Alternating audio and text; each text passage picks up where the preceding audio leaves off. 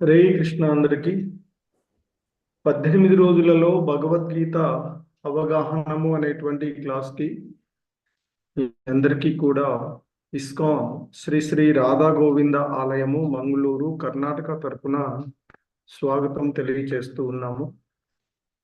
ఈరోజు మనము భగవద్గీత యథాతథంలోని 8వ అధ్యాయాన్ని ఇస్కాన్ వ్యవస్థాపక ఆచార్యులైనటువంటి శ్రీల ప్రభుపాదుల వారి యొక్క బోధనల ఆధారంగా అవగాహన చేసుకోవడానికి ప్రయత్నం చేద్దాము. హరే కృష్ణ. ఓం అజ్ఞానతిమిరాంధస్య జ్ఞానాంజనశలాకయా చక్షుర్మిలితం యేన తస్మై శ్రీ గురవే నమః.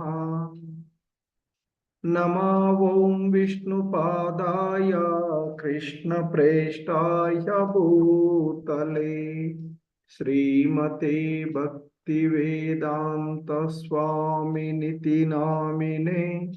నమస్తే సారస్వతీ దేవే గౌరవాణి ప్రచారిణి నిర్విశేష శూన్యవాది పాశ్చాత్యదేశతారిణి.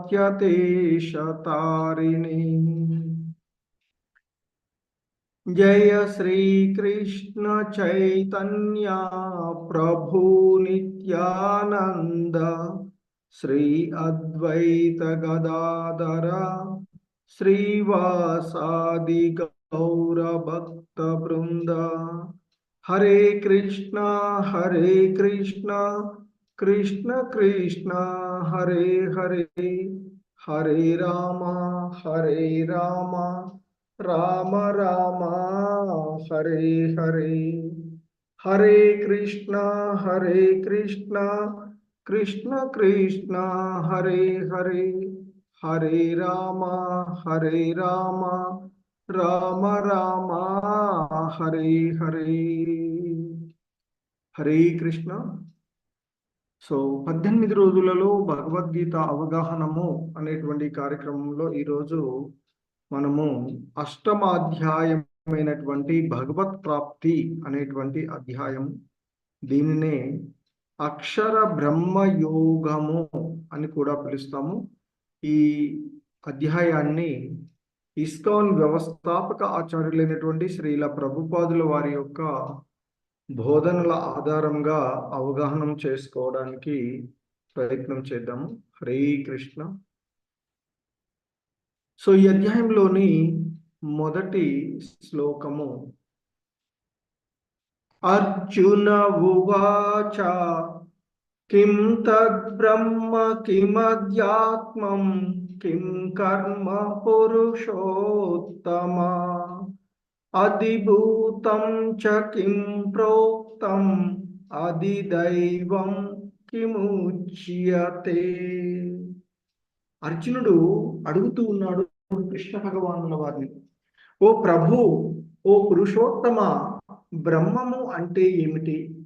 ఆత్మ అనగా ఏమిటి? కర్మ అనగా ఏమిటి?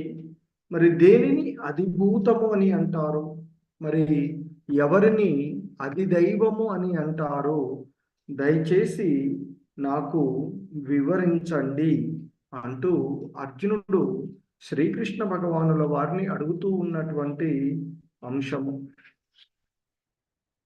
సో ఇంకా ఆయన అడుగుతూ ఉన్నాడు, అది యజ్ఞ కథం కోత్ర దేహేస్మిన్ మధుసూదన ప్రయాణ కాలే చ కథం జ్ఞేయోసి నియతాత్మభిః. సో ఇంకా అర్జునుడు అడుగుతున్నాడు, ఓ మధుసూదన, మరి యజ్ఞ ప్రభువు ఎవరు? ఏ విధంగా అతడు ఈ దేహంలో నివసిస్తూ ఉంటాడు? భక్తి సేవలో నిమగ్నమైన వాళ్ళు మరి మరణ సమయంలో నిన్ను ఏ విధంగా తెలుసుకోగలరు అనేటువంటిది ఇక్కడ అర్జునుడు అడుగుతూ ఉన్నటువంటిది. ఆయన ముఖ్యంగా అర్జునుడు అడుగుతున్నాడు, అర్జునుడు బ్రహ్మము అంటే ఏమిటి అని మొదలైనటువంటి అర్జునుడి యొక్క వివిధ ప్రశ్నలకు ఈ అధ్యాయంలో శ్రీకృష్ణ భగవానుల వారు సమాధానం చెప్పేటువంటిది. అంటే కర్మ, కామ్య కర్మలు, భక్తియుత సేవ, యోగ నియమాలు, విశుద్ధ రూపంలో భక్తి యోగం గురించి కూడా ఆ కృష్ణ భగవానుల వారు ఈ అధ్యాయంలో వివరించేటువంటి అంశాలు. సో ఈ విధంగా అర్జునుడు అడిగినటువంటి ప్రశ్నలకు ఆ కృష్ణ భగవానుల వారు సమాధానం చెప్తూ ఉన్నటువంటి అంశం. శ్రీ భగవానువాచ అక్షరం బ్రహ్మ పరమం స్వభావోధ్యాత్మముచ్యతే భూత భావోద్భవకరో విసర్గ కర్మ సంజ్ఞితః. సో ఇంకా ఆ అర్జునుడు అడిగిన ప్రశ్నలకు కృష్ణ భగవానుల వారు సమాధానం చెప్తూ ఉన్నారు. మరి ఆ కృష్ణుడు ఈ విధంగా సమాధానం చెప్తున్నారు. శ్రీ భగవానుడు పలికెను, ఆయన చెప్తున్నారు అర్జునుడు అడిగినటువంటి వాటి.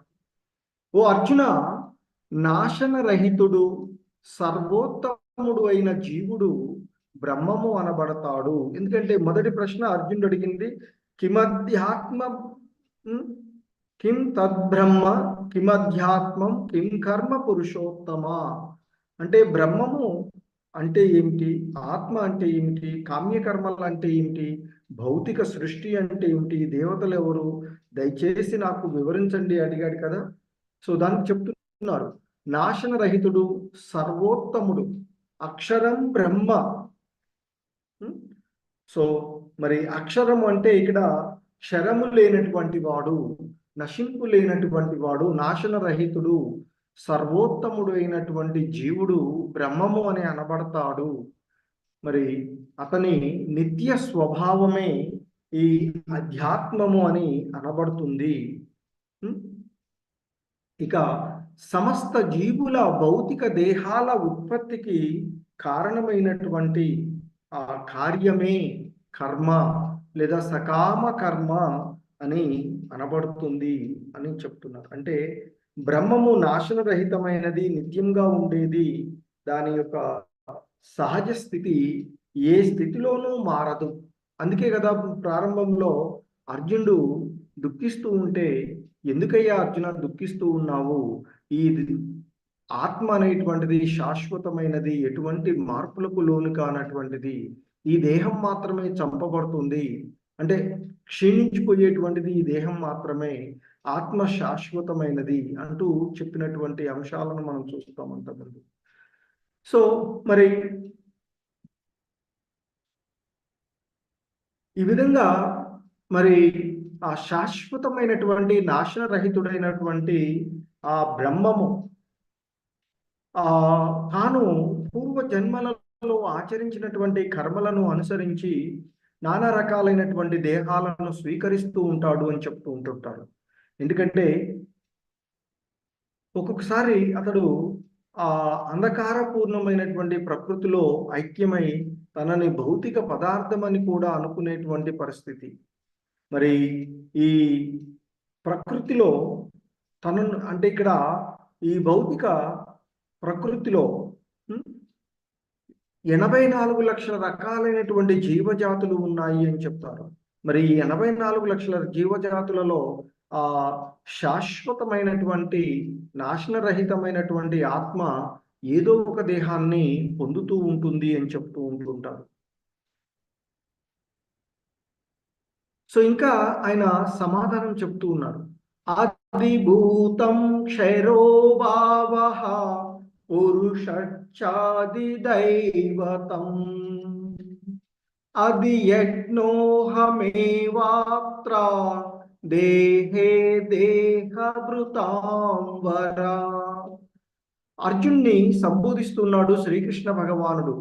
దేహదారులలో శ్రేష్ఠుడవైన ఓ అర్జున, నిరంతరము మార్పు చెందే భౌతిక ప్రకృతి అధిభూతం అని అనబడుతుంది. అధిభూతం క్షరోభావ. క్షరో అంటే క్షీణించిపోయేటువంటిది, నిరంతరము మార్పు చెందేటువంటిది క్షరం. అక్షరం అంటే నిరంతరము ఉండేది, క్షయము లేనటువంటిది అక్షరం. నశింపు లేనటువంటి క్షరం. ఇక్కడ ఆయన చెప్తూ అధిభూతం క్షరోభావ అంటూ చెప్తున్నటువంటిది. అంటే ఇక్కడ ఈ అధిభూతం అంటే భౌతిక జగత్, క్షర అంటే నిరంతరము మార్పు చెందేటువంటి, భావ అంటే స్వభావాన్ని కలిగి ఉంటుంది. మరి ఇక్కడ ఆ పురుషచ్ఛాది దైవతం అంటూ చెప్తున్నటువంటిది. అంటే ఇక్కడ ఆ సూర్య చంద్రుల వంటి సకల దేవతలను కలిగి ఉన్నటువంటి ఆ భగవంతుని యొక్క విరాట్ రూపమే అధిదైవము అని అనబడుతుంది అర్జున అంటూ చెప్తున్నారు. మరి ప్రతి దేహదారి హృదయంలో ఉన్నటువంటి పరమాత్మ రూపంలో ఉండే నేనే ఆ యజ్ఞ ప్రభువుని, అది యజ్ఞాన్ని అంటూ ఆ కృష్ణ భగవానుల వారు చెప్తూ ఉన్నటువంటి అంశాలు.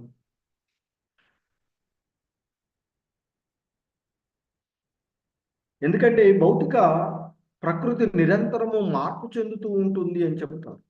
మరి సాధారణంగా భౌతిక దేహాలు మనకి 6 స్థితుల గుండా ప్రయాణిస్తూ ఉంటాయి అని చెప్తారు. ఏంటి ఆ 6 స్థితులు అంటే, జన్మ తీసుకోవడము, ఆ తర్వాత కొంతకాలం పెరగడము, తర్వాత పెరగడము, ఆ తర్వాత కొంతకాలం నిలిచి ఉండడము, అలాగే తనకు సంబంధించినటువంటి ఇతర దేహాలను ఉత్పత్తి చేయడము, ఆ తర్వాత క్షీణించి చివరికి నశించిపోవడము.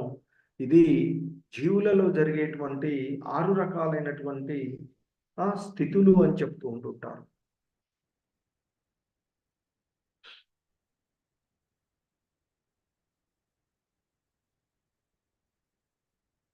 ఇక్కడ అర్జునుడు అడిగినటువంటి 8 ప్రశ్నలలో 3వ శ్లోకంలోనే ఇక్కడ ఆయన మనకి మొదటి 3 ప్రశ్నలకు బ్రహ్మము, ఆధ్యాత్మము, కర్మ అనే దానికి సమాధానం ఇవ్వబడింది.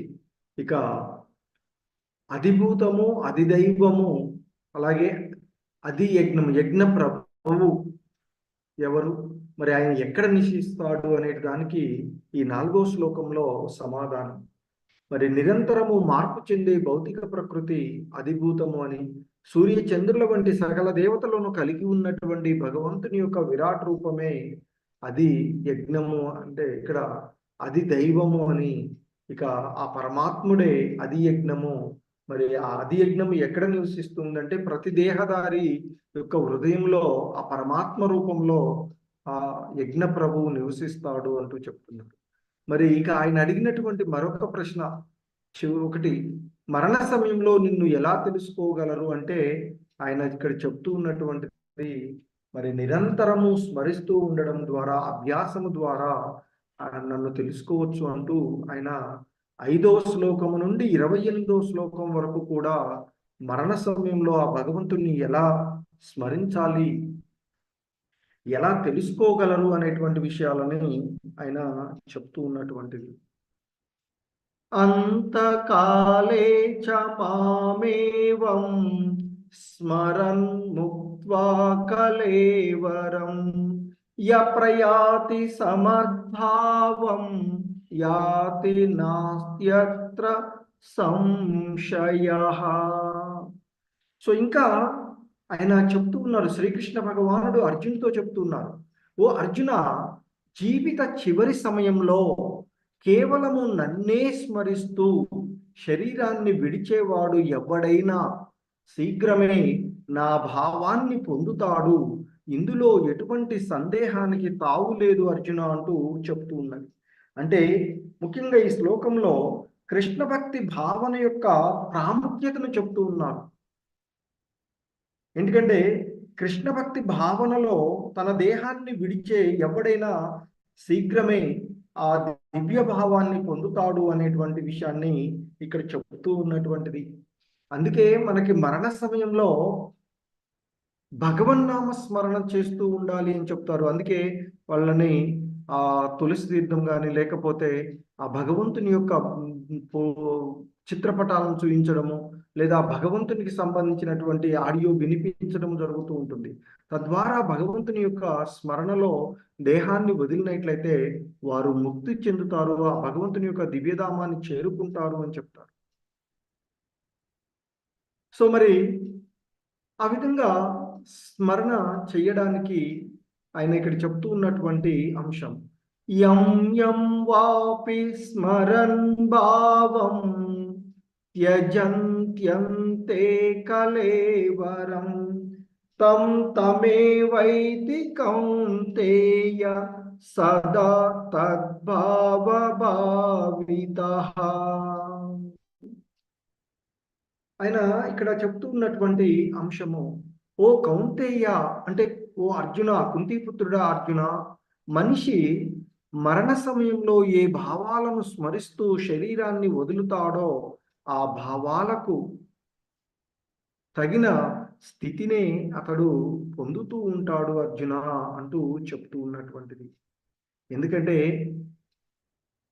ఇక్కడ మనకి ముఖ్యంగా ఈ క్లిష్టమైనటువంటి మరణ సమయంలో తన యొక్క స్వభావాన్ని మార్చుకునేటువంటి పద్ధతి తెలుస్తూ ఉంది ఇక్కడ. ఎందుకంటే జీవితం చివరిలో కృష్ణుణ్ణి తలుస్తూ దేహాన్ని విడిచేటువంటి వ్యక్తి ఆ దేవదేవుని యొక్క దివ్య స్వభావాన్ని పొందుతాడు. కానీ కృష్ణుడికి అన్యమైనటువంటి ఇంకేదో స్మరించేవాడు కూడా అదే దివ్య స్థితిని పొందుటానం అనేది సరి అయినది కాదు అని చెప్తూ ఉంటుంటారు. మరి ఎందుకంటే ఇక్కడ భరత మహారాజు, ఇక్కడ మనం చూస్తూ ఉన్నటువంటిది ఈయన భరత మహారాజు. మరి ఈ భరత మహారాజు ఆయన తన రాజ్యాన్ని, ఆ రాజ్య సుఖాలను, అలాగే ఎంతో మంది బంధువులను, మిత్రులను, అందమైన భార్యను, పిల్లల్ని అందరినీ కూడా వదిలేసి ఆ వానప్రస్థాశ్రమాన్ని స్వీకరించి ఆ అడవిలో ఒక ఆశ్రమాన్ని ఏర్పరచుకొని, ఆ చక్రనది ఒడ్డున ఒక ఆశ్రమాన్ని ఏర్పరచుకొని ఆయన భగవన్నామ స్మరణలో జీవిస్తూ ఉంటుంటాడు. అయితే ఒకరోజు నిండు శూలాలుగా ఉన్నటువంటి ఒక జింక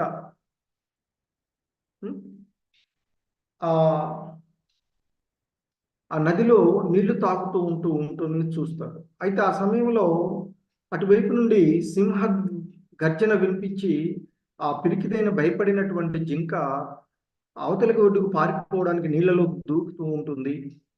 ఆ దూకిన సమయంలో తన గర్భంలో ఉన్నటువంటి పిల్ల అక్కడ బయటపడుతుంది.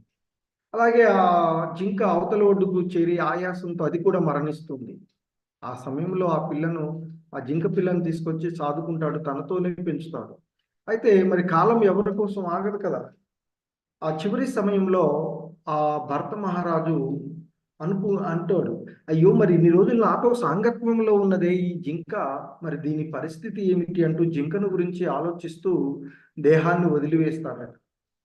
అప్పుడు మరలా జన్మలో అతడు జింక దేహాన్ని పొందాల్సి వస్తూ ఉంటుంది. కాకపోతే తాను నిర్వర్తించినటువంటి ఆ భక్తి కారణంగా తనకు గత జన్మ గుర్తు ఉంటుంది. తద్వారా అది ఆహార నియమాలను అన్నింటినీ పాటిస్తూ మరొక ఆ దేహాన్ని వదిలివేసి నెక్స్ట్ జన్మలో జడభర్తుడుగా రావడము, ఆ జడభర్తుడు ఇక మళ్ళీ మోహానికి గురి కాకుండా ఉండొద్దు అని ఆయన చాలా జడత్వంగా ఉన్నటువంటి స్థితిని, ఆ తర్వాత మోక్షాన్ని పొందినటువంటి స్థితిని చూస్తూ ఉంటాం. సో కాబట్టి ఆ స్మరణ భావనలోనే ఉండాలి అని చెప్తుంటారు. అలాగే మనం సహజమైనటువంటి మరణం కోసం ఎదురు చూస్తూ ఉన్నట్లయితే మరి ఆ వృద్ధాప్యంలో కపవాత పైత్యాలు అనేవి ఉండి కంఠం మూతపడవచ్చు, చెవులు వినపడకపోవచ్చు, కళ్ళు కనపడకపోవచ్చు అని చెప్తూ ఉంటుంటారు. మరి దీనికోసం అంటే ఆ మంచిగా ఉన్నప్పుడే ఆ భగవంతుని యొక్క పాదపద్మాలను ఆశ్రయించాలి అంటూ ఆ కులశేఖర ఆల్వార్లు, రాజా కులశేఖర ఆల్వార్లు వారు ఆయన తన ముకుందమాల స్తోత్రంలో చెప్పబడిన ఒక శ్లోకాన్ని చూసినట్లయితే మనం ఈ విధంగా ఉంటుంది. కృష్ణ త్వదీయ పద పంకజ పంజరాంతం అద్యైవ మే విశతు మానసరాజహంసః ప్రాణ ప్రయాణ సమయే కపవాత పిత్తై కంఠావరోధన విధౌ స్మరణం కుతస్తే. ఆ కులశేఖర ఆడవాళ్ళు ఇవి అంటున్నారు ఈ విధంగా: ఓ కృష్ణ, మరణ సమయమున నిన్ను నేను స్మరింతును అంటిని, కానీ ఆ వేళ కపవాత పైత్యముల చేత కంఠము మూతపడినప్పుడు నీ స్మరణ కలుగుతుందో కలగదో కదా. కావున ఇప్పుడే నా మానస రాజహంసము విరోధులెవ్వరూ చేరలేని ఆ వజ్ర పంజరము వలె ఉండు నీ పాద పద్మమున మధ్య చేరునుగాక అంటూ ఆ కులశేఖరాల్వార్ల వారు ఆ కృష్ణ భగవాన్ని ఆ విధంగా ఆయన కీర్తిస్తున్నాడు.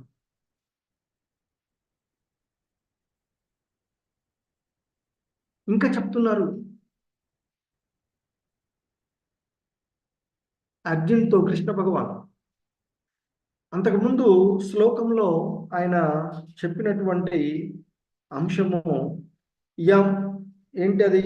యం యం వాపి స్మరన్ భావం త్యజంత్యే కలేవరం తం తమేవైతి కౌంతేయ సదా తద్భావభావితః.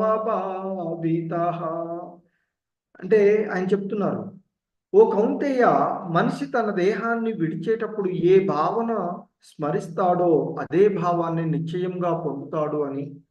ఇంకా చెప్తున్నారు, తస్మాత్ సర్వేషు కాలేషు మామను స్మరయుధ్య చ మయ్యర్పిత మనో బుద్ధి మామే వైశ్యస్య సంశయం.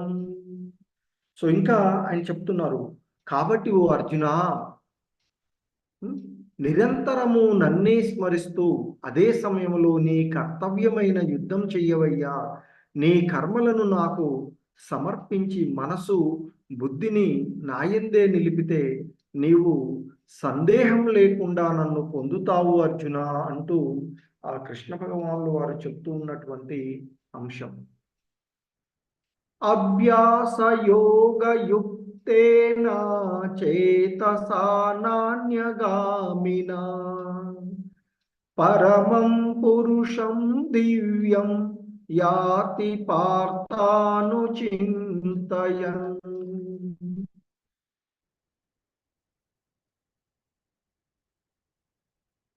ఇంకా ఆయన చెప్తున్నారు, ఓ అర్జున, మనసును ఎల్లప్పుడూ నా నామస్మరణలోనే నిలిపి మార్గము నుండి తప్పుకోక నన్ను దేవదేవునిగా ధ్యానించేవాడు ఖచ్చితంగా నన్ను చేరుకుంటాడు అంటూ చెప్తూ ఉన్నటువంటిది. సో మరి ఆ భగవన్నామ స్మరణ వలన కలిగేటువంటి ప్రయోజనం మనం ఇక్కడ అజామిలుడి యొక్క స్టోరీలో చూడవచ్చు.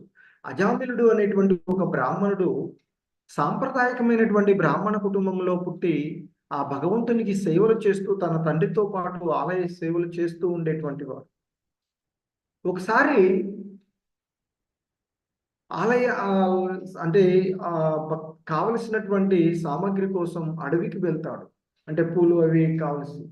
అక్కడ ఒక వేశ్య పురుషుడితో సంగమిస్తూ ఉన్నటువంటి విషయాన్ని చూసి దానికి లోనైనటువంటి అంటే ప్రలోభపడినటువంటి ఆ అజామిలుడు ఇక ఆమెని తాను పొందాలి అనేటువంటి ఒక భావంతో ఉండి ఆమె దగ్గరకు వెళ్తాడు.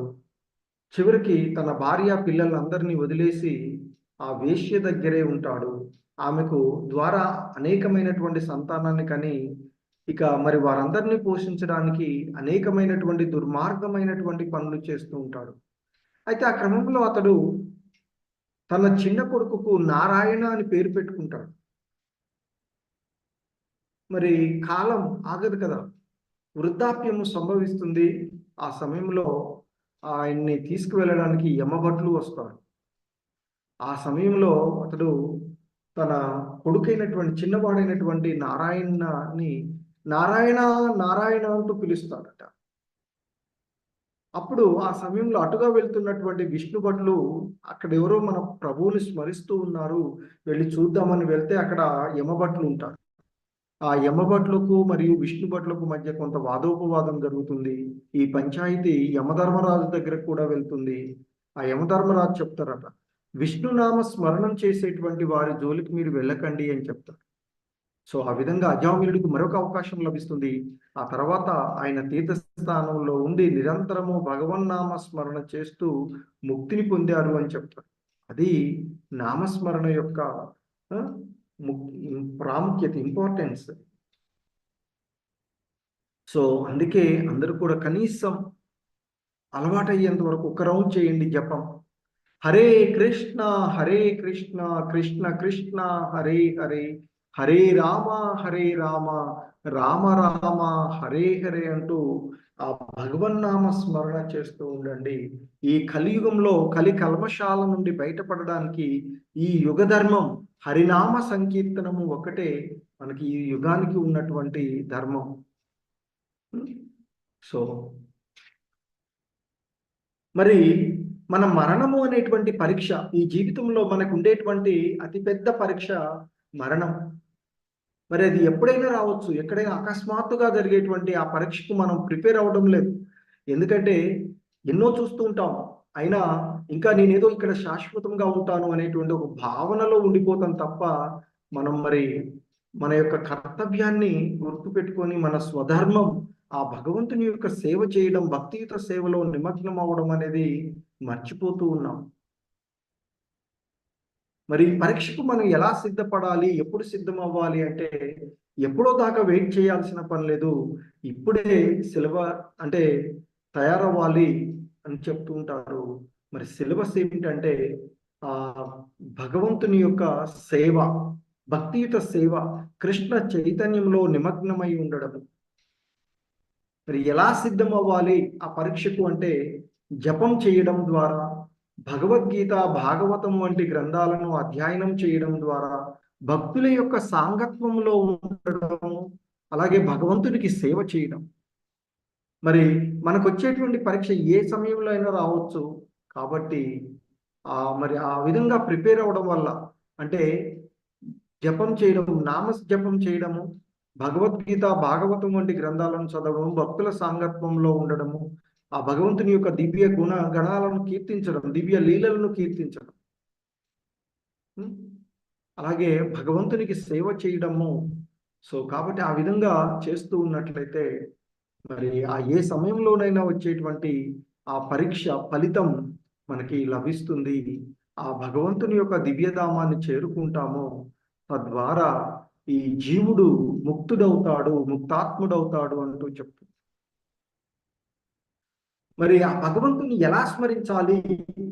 అవును, భగవంతుని స్మరించమంటున్నారు కదా, మరి ఎలా స్మరించాలి అని అర్జునికి సమాధానం చెప్తున్నారు ఇక్కడ కృష్ణ భగవానుల వారు. కవిం పురాణ మనుషాసితారం అనోరణీయాం సమనుస్మరేద్ యః సర్వస్య దాతారమచింత్య రూపం ఆదిత్యవర్ణం తమస పరస్తాత్. ఆ భగవంతుణ్ణి మనము ఎప్పుడు కూడా ఆయన సర్వము తెలిసిన వాడుగాను, అలాగే ఈ సృష్టికి పూర్వము నుండి ఆయన ఉన్నటువంటి వాడుగాను, అంటే అతి ప్రాచీనుడుగాను, అన్నింటినీ నియంత్రించేటువంటి వాడుగాను, మరి సూక్ష్మము కంటే సూక్ష్మమైనటువంటి వాడుగాను, అన్నింటినీ పోషించేటువంటి వాడుగాను, అన్ని భౌతిక భావనలకు అతీతుడుగాను, ఊహాతీతుడుగాను, మరియు ఎల్లప్పుడూ రూప సహితునుగా మనిషి ఆ పరమ పురుషుణ్ణి ధ్యానించాలి అంటూ చెప్తున్నారు. అతడు సూర్యుడులా ప్రకాశించేవాడు మరియు భౌతిక స్వభావానికి అతీతమైంగా దివ్యమైనటువంటి వాడు ఆ భగవానుడు అంటూ చెప్తూ ఉన్నటువంటి విషయం. ఇంకా చెప్తున్నారు, ప్రయాణ కాలే మనసాచలేన భక్త్యా యుక్తో యోగ బలేన చైవ భ్రువోర్మధ్యే ప్రాణమావేశ్య సమ్యక్ సతం పరం పురుషముపైతి దివ్యం. ఇంకా చెప్తున్నారు ఆయన, ఓ అర్జున, మరణ సమయంలో ప్రాణవాయువును కనుబొమ్మల మధ్య నిలిపి దారి తప్పని మనసుతో యోగ బలముచే పూర్ణ భక్తితో భగవత్ స్మరణ చేయలో నిమగ్నమై నెలకొనేటువంటి వాడు ఖచ్చితంగా దేవదేవుణ్ణి పొందుతాడు అర్జున అంటూ చెప్తున్నాడు.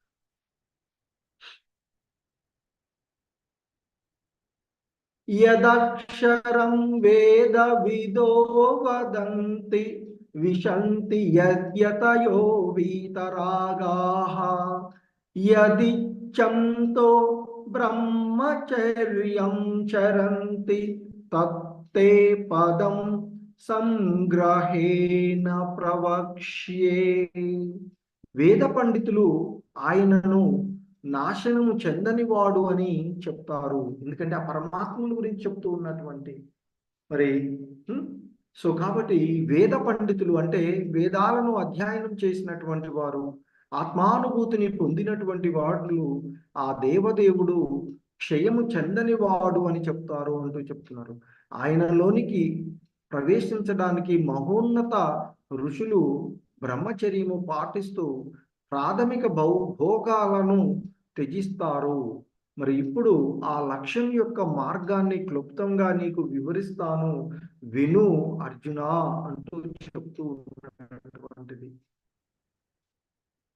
సర్వద్వారి సంయమ్య మనోవృది నిరుధ్య చ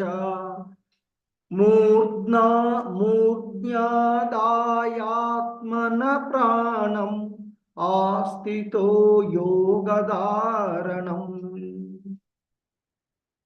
సో సర్వద్వారాని అంటే దేహంలోని అన్ని ద్వారాలు అని అర్థం.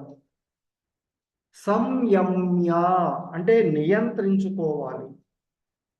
మనః అంటే మనస్సు, హృది అంటే హృదయంలో, నిరుధ్య నిలిపి, మరియు చ అంటే కూడా మరియు, మూర్ధ్ని అంటే శిరముపై, ఆదాయ అంటే స్థిరపరచుకొని, ఆత్మన ప్రాణం ఆస్థితో యోగధారణం. సో మరి మనసును హృదయంలో ప్రాణవాయువును శీర్షార్గం పైన నిలిపి మనిషి యోగంలో స్థితుడు కావాలి అంటూ చెప్తూ ఉన్నటువంటి అంశం. ఇంకా చెప్తున్నారు ఆయన, యోగ సాధనలో నెలకొని అక్షరాల దివ్య సమూహమైన పవిత్ర ఓంకారమును జపించిన తర్వాత మనిషి దేవదేవుడైన నన్ను తలచి ఆ దేహమును త్యజిస్తే నిశ్చయంగా ఆధ్యాత్మిక లోకాలకు చేరుకుంటారు అంటూ చెప్పబడుతూ ఉన్నటువంటిది. అంటే యోగ సాధనలో నెలకొని మరి అక్షరాల దివ్య సమూహమైనటువంటి ఆ పవిత్ర ఓంకారమును జపించిన తర్వాత మనిషి ఆ దేవదేవుడైనటువంటి ఆయనను తలుచుతూ తన దేహమును త్యజిస్తే నిశ్చయంగా వారు ఆధ్యాత్మిక లోకాలకు చేరుకుంటారు అంటూ చెప్తారు. అనన్య చేతా సతతం యో మాం స్మరతి నిత్యశః తస్యాహం సులభ పార్థ నిత్యయుక్తస్య యోగినః. ఇంకా చెప్తున్నారు ఆ కృష్ణ భగవాన్, ఓ పార్థ, క్రమము తప్పకుండా నన్ను నిరంతరము స్మరించడానికి అతని స్థిరమైన భక్తి సేవ కారణంగా నేను సులభంగా లభిస్తాను అంటూ చెప్తున్నట్టు. అంటే ఆ దేవదేవుడిని భక్తి యోగంతో సేవించి అనన్య భక్తులు పొందే ఆ చర్మగమ్యం గురించి ఇక్కడ అంటే మనకి ఆ శ్రీకృష్ణ భగవానులు వారు చెప్తూ ఉన్నటువంటి అంశము.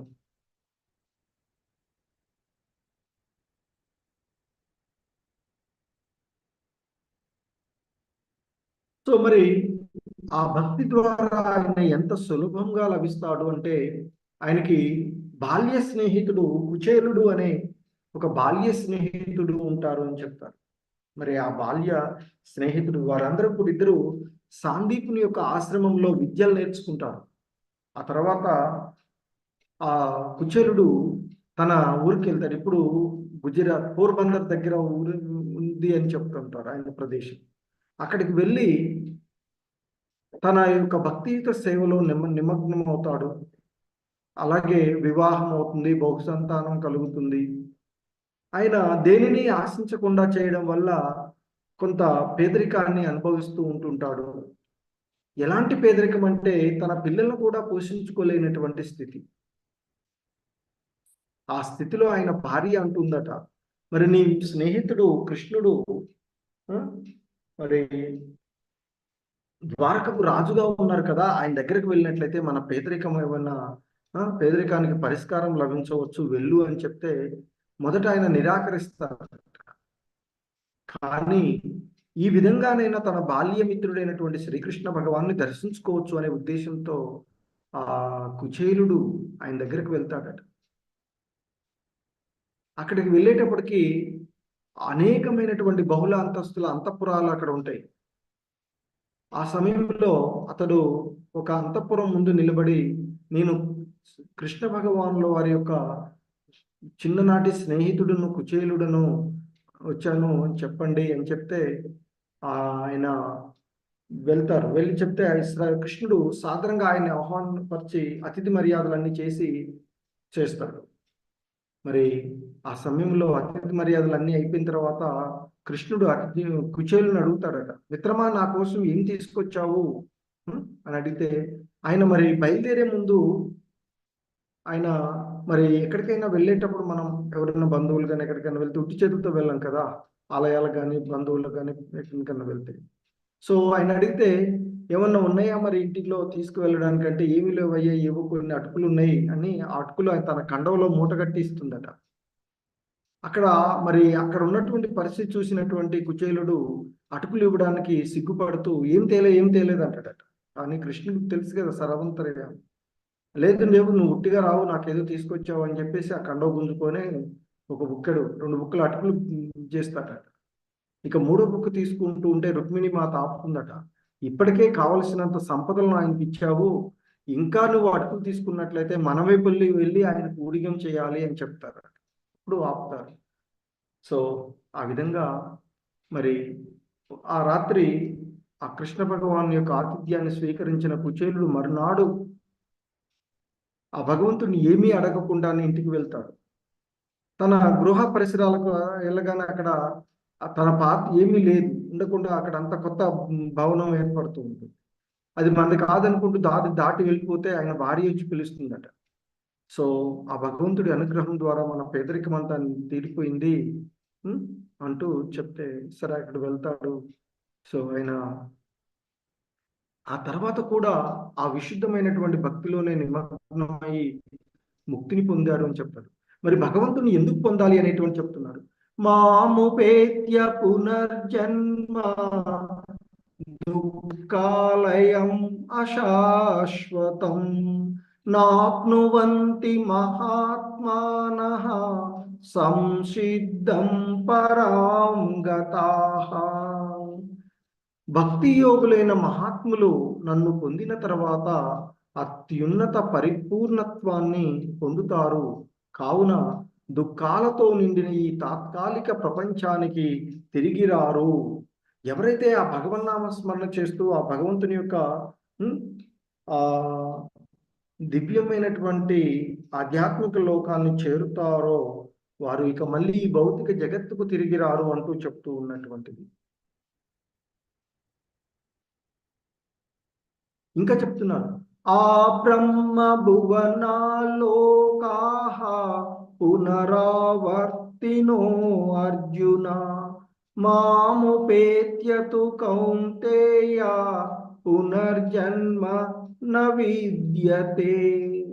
భౌతిక ప్రపంచంలో అత్యున్నత లోకము నుండి అత్యల్ప లోకం వరకు అన్ని పునరావృతమయ్యే పుట్టుక మరియు మరణం జరిగే కష్టాల ప్రదేశాలు. కానీ ఓ అర్జున, నా నివాసానికి చేరుకున్నవాడు మరలా ఇక్కడ జన్మ తీసుకోడు, అంటే ఈ భౌతిక జగత్తులోనికి రాడు అంటూ చెప్తూ ఉన్నటువంటిది. ఇంకా చెప్తున్నారు, 1000 చతుర్యుగముల కాలము బ్రహ్మదేవునికి ఒక రోజు, అంటే కల్పం అవుతుంది అని చెప్తున్నారు. మరియు ఆయన ఒక రాత్రి కూడా అంతే సమయం ఉంటుంది అంటూ చెప్తున్నారు. ఇంకా చెప్తున్నారు, బ్రహ్మం యొక్క పగలు ప్రారంభం కాగానే సమస్త ప్రాణులు అవ్యక్త మూలం నుండి ఉద్భవిస్తాయి. మరియు ఆయన రాత్రి మొదలైనంతనే అన్ని జీవాత్మలు తమ అవ్యక్త రూపంలోనికి లీనమైపోతాయి అర్జున అంటూ చెప్తున్నటువంటి.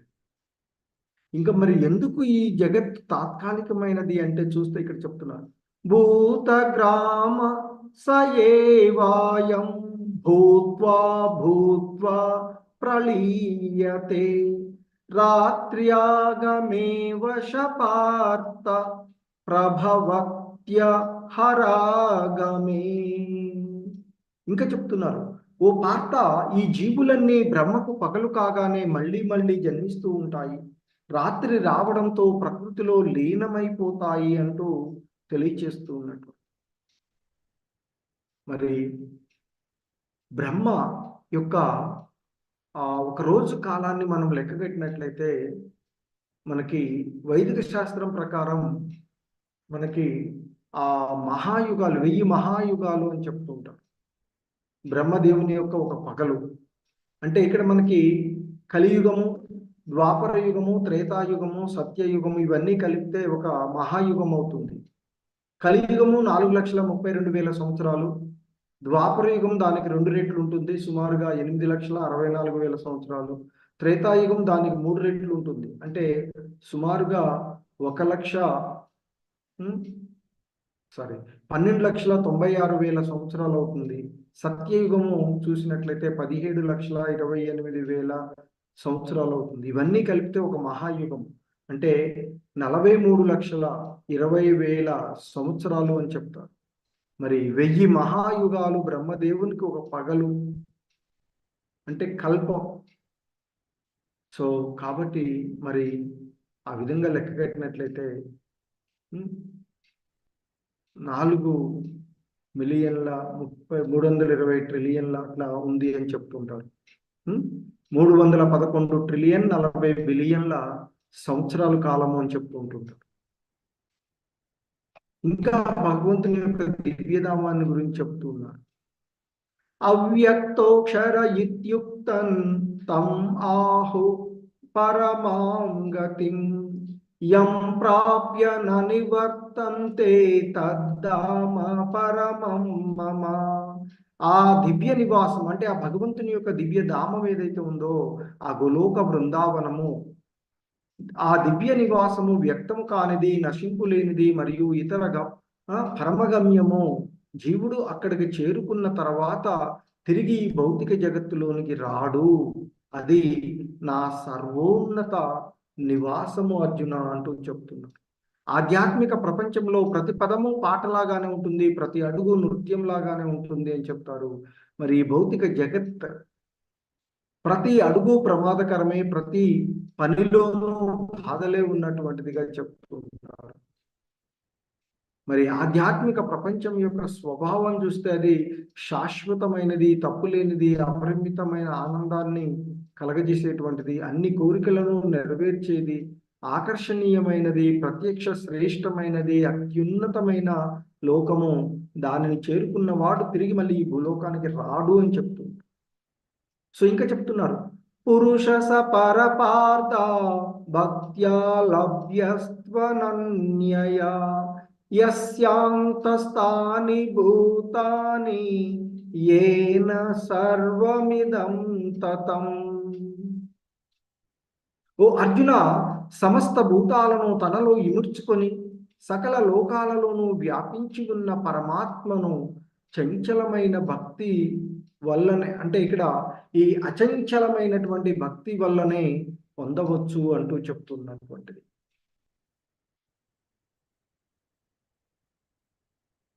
మనకి భౌతిక జగత్తులో వేదాభిప్రాయం ప్రకారము శుక్ల కృష్ణ అనేటువంటి రెండు పక్షాలు ఉన్నవి అని చెప్తారు. ఇవి జగత్తులో శాశ్వత మార్గాలు అని చెప్తారు. శుక్ల మార్గంలో పయనించే వాడికి జన్మరాహిత్యము, కృష్ణ మార్గంలో పోయేటువంటి వాడికి, అంటే ఇక్కడ ఆ శుక్లము అంటే పౌర్ణమి, కృష్ణ అంటే చీకటి, అమావాస్య. సో మరి శుక్లపక్షంలో పయనించే వాడికి జన్మరాహిత్యము, కృష్ణ మార్గంలో పోయేవాడికి పునర్జన్మ కలుగుతాయి అర్జున అంటూ చెప్తూ ఉన్నటువంటి మనకి ఈ కృష్ణ శుక్ల పక్షము అనే రెండు పక్షాలు ఉంటాయి అని చెప్తారు. అమావాస్య పౌర్ణానికి స్టార్ట్ అయ్యేటువంటి ఇవి. ఎందుకంటే ఒక నెల మనకి రెండు పక్షాలు, 15 రోజులు ఒక పక్షం, రెండు పక్షాలుగా ఉంటుంది. అలాగే ఆ సంవత్సర కాలం 12 నెలలు, అందులో 6 నెలలు ఉత్తరాయణం, 6 నెలలు దక్షిణాయనం అని చెప్తూ ఉంటుంటారు. సో సాధారణంగా జ్ఞానులు ఆ శుక్ల మార్గంలో ప్రయాణిస్తారు, బ్రహ్మజ్యోతిని పొందుతారు అని చెప్తారు. మరి కర్మకాండలను ఆచరించేటువంటి వారు అజ్ఞానంలో జీవిస్తూ ఉంటుంటారు. వారు ఆ ఉన్నతమైనటువంటి లోకాలకు చేరుకొని వాటి కర్మఫలాలు అయిపోగానే తిరిగి మళ్ళీ భూలోకంలోకి వస్తారు. కానీ భక్తుడు అనేటువంటి వాడు ఏ సమయమైనా, అది శుక్లపక్షమైనా కృష్ణపక్షమైనా, ఆ భగవంతుని యొక్క దివ్యధామానికి, ఆ కృష్ణ గోలోక బృందావనానికి చేరుకుంటారు అంటూ చెప్తారు.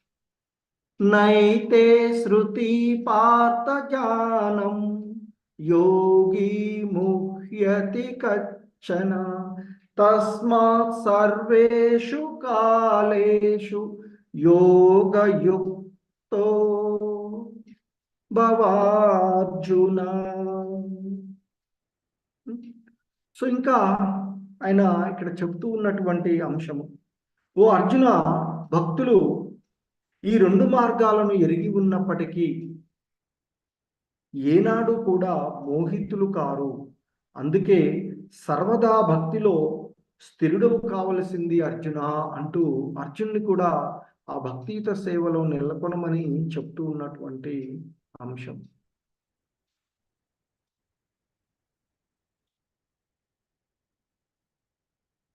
ఇంకా చెప్తున్నారు, వేదేషు యజ్ఞేషు తపసు చైవ దానేషు యత్ పుణ్యఫలం ప్రదిష్టం అత్యేతి తత్సర్వమిదం విదిత్వా యోగి పరం స్థానముపైతి చాద్యం.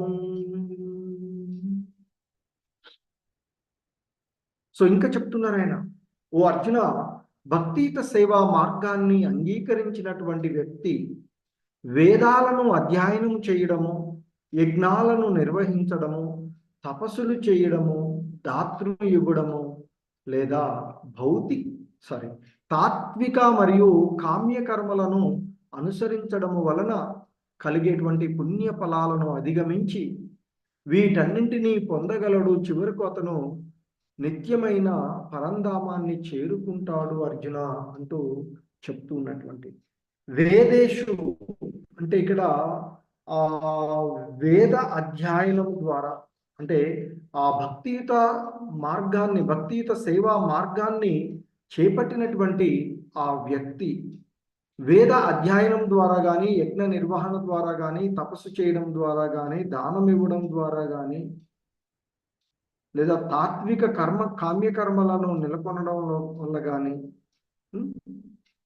మరి ఈ ప్రయోజనాలన్నీ కూడా భక్తుడు పొందుతాడు. వాటిని మించి ఇంకా ఎక్కువ ఫలితాలని పొందుతాడు భక్తుడు అంటూ చెప్తున్నారు. హరే కృష్ణ. జగద్గురు శ్రీల ప్రభుపాద్ కీ జై.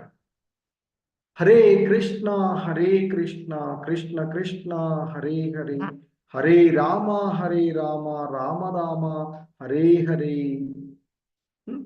సో మనకి ముఖ్యంగా ఈ అధ్యాయంలో, ఆ 7వ అధ్యాయంలో శ్రీకృష్ణ భగవానుడు ఇచ్చినటువంటి ఉపదేశాలను మనిషి తప్పక అర్థం చేసుకోవాలి అనేటువంటి విషయాన్ని ఇక్కడ మనకు గుర్తు చేస్తూ ఉన్నటువంటిది. హరే కృష్ణ. जगत गुरु श्रील प्रपाद की जय। हरे कृष्ण।